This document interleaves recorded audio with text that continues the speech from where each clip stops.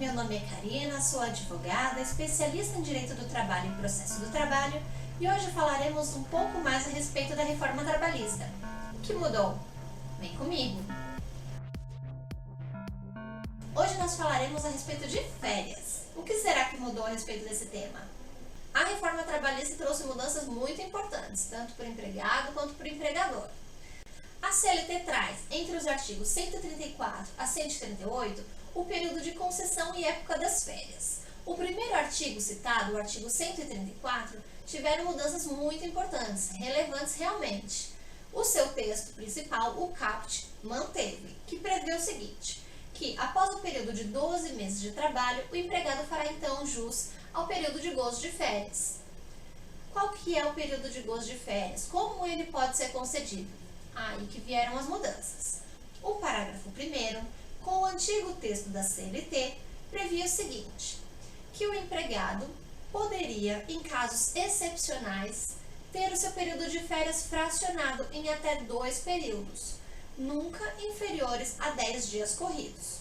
Então, a CLT previa, sim, a possibilidade de fracionamento do período de férias, porém, de 2 períodos apenas e não inferiores a 10 dias corridos. A reforma trabalhista mudou o quadro totalmente. Como que ela passa, então, a prever a possibilidade de fracionamento do período de férias? Agora, só será possível o fracionamento não mais em casos excepcionais, mas mediante a concordância do empregado. Então, o empregado e o empregador, estando de acordo, poderá haver o fracionamento das férias em até 3 períodos. Mudou, não são mais 2, agora são 3. Esses 3 períodos deverão ser da seguinte forma.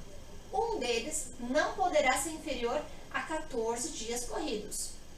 E os outros 2 não poderão ter período inferior a 5 dias corridos.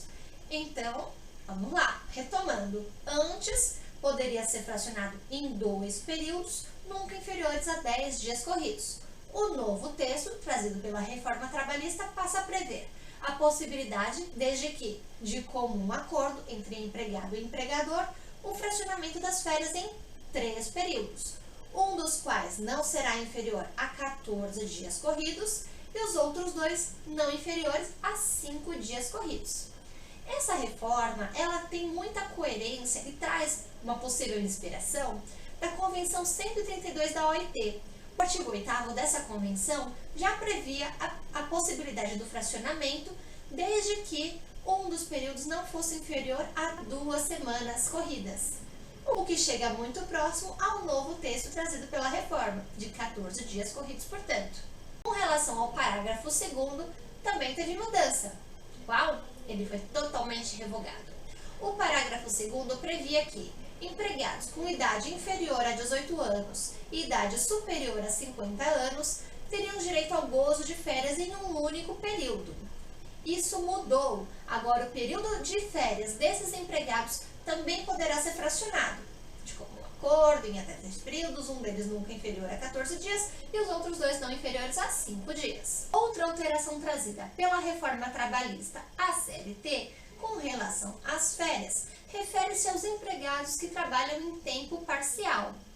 Antes, a CLT previa no seu artigo 130A que esses empregados teriam período de férias proporcionais, variando de 8 dias até 18 dias. Agora, a reforma trabalhista passou a prever também para esses empregados o direito de gozo de 30 dias de férias, possibilitando a eles ainda o mesmo que é aplicado à regra dos empregados em geral, a possibilidade da venda de 1/3 do período de suas férias, o chamado abono pecuniário. Então, quem tem direito aos 30 dias de gozo de férias pode vender 10 dias de férias, ou seja, 1/3 do seu período aquisitivo. Isso não acontecia antes para os empregados que trabalhavam em tempo parcial. Agora, com a reforma trabalhista, pode. Essas foram mais algumas alterações trazidas pela reforma trabalhista à nossa CLT. Se você gostou do vídeo, se inscreve aqui no canal, dá um curtir, compartilha com seus conhecidos, para que eles também passem então a se atualizar com relação às alterações havidas no direito do trabalho.